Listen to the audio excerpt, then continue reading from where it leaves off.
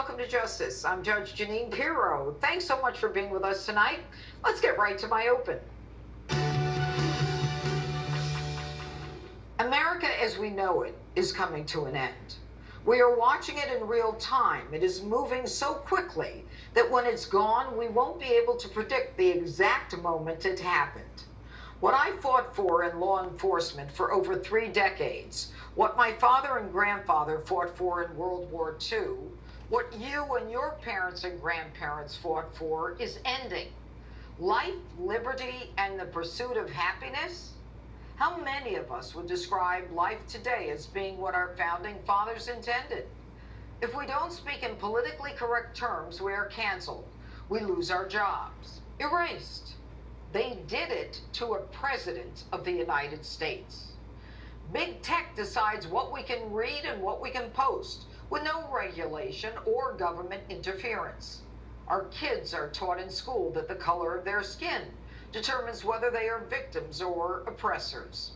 I could go on, but one thing, more than any other, that signals the ruination of a society and trumps all else is crime. When crime is not prosecuted, when criminals are not arrested, lawlessness, anarchy, and chaos result. Dominoes continue to fall, and we witness the crippling effect of crime.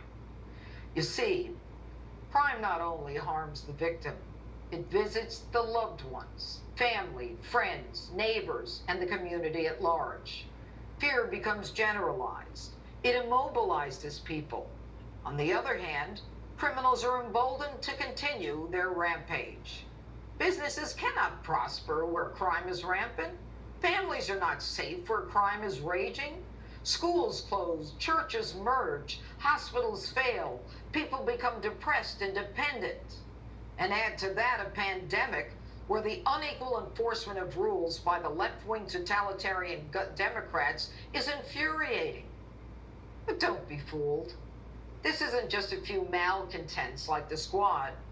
What we're experiencing is part of a massive plan orchestrated by culture haters, American-hating, power-hungry individuals who despise America, democracy, capitalism, and everything that we hold dear. Right now, they're winning. Respect for the rule of law is gone in most Democrat-run big cities, and as a result, there is chaos and crime. Criminals believe they're entitled to take whatever they need from stores.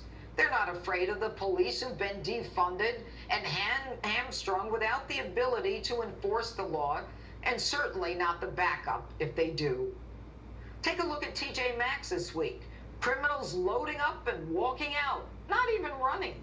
And even if there were police to arrest them, prosecutors in California are not handling cases of less than $950. The result? Criminals reoffend without fear of prosecution. All of this began with a harebrained idea of bail reform, a euphemism for a get out of jail free. This week, after shots were fired in our nation's capital, only days after shots rang out at a baseball game in Washington, D.C., Washington sounded like a war zone. It sounded like Beirut.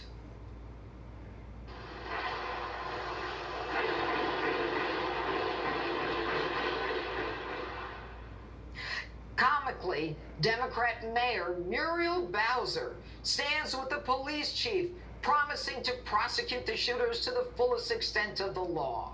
I'm outraged, the chief is outraged, the community should be outraged. What we saw tonight, and unfortunately what we saw over the last several days, is an illegal firearm brazenly used on DC streets. Wait a minute. This woman marched with thousands demanding that police be defunded. And now the murder rate in Washington, D.C. is the highest it's been in 15 years. Democrat Illinois State Attorney Kim Foxx's clearance stats on murders and gun crimes are pathetic as Chicago continues to be the shooting capital of America. Last week, 61 people shot.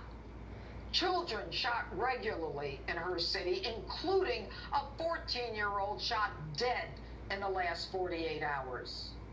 And Lori Lightfoot, the mayor of Chicago, who won't answer questions from any white reporter, blames the courts, saying they are closed.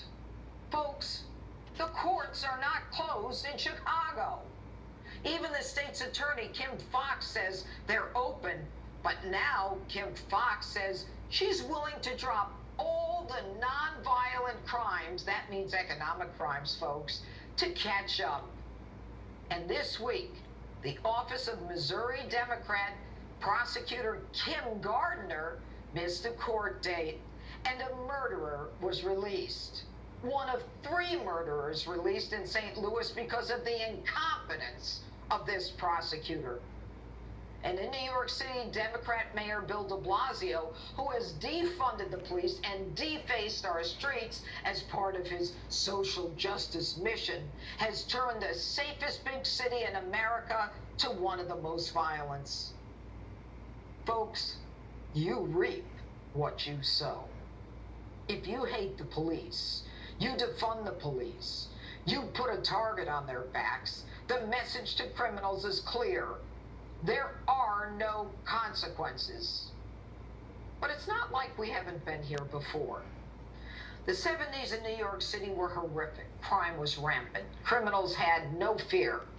It took a prosecutor to strategize with police commissioners to engage in smart policing, to identify crime areas and penetrate those areas with law enforcement. They implemented the broken windows policy, the low-level crimes which very often signal the start of a criminal career, and they made the criminal accountable. Those men? Rudy Giuliani, Bill Bratton, Ray Kelly. And it can be done again.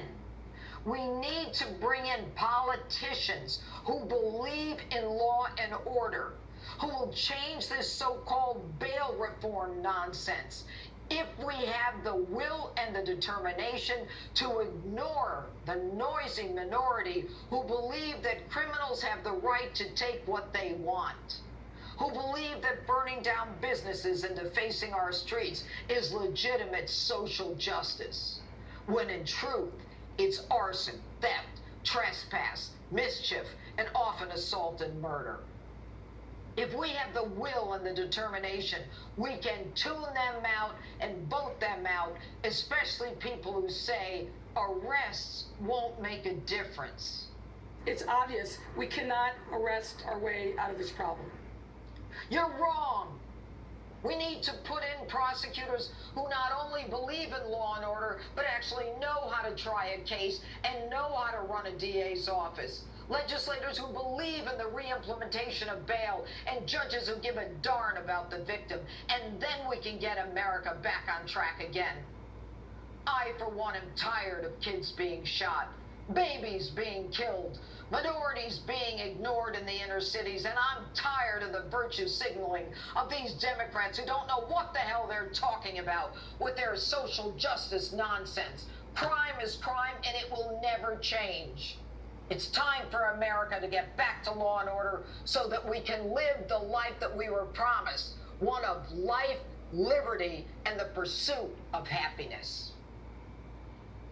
And that's my open. Let me know what you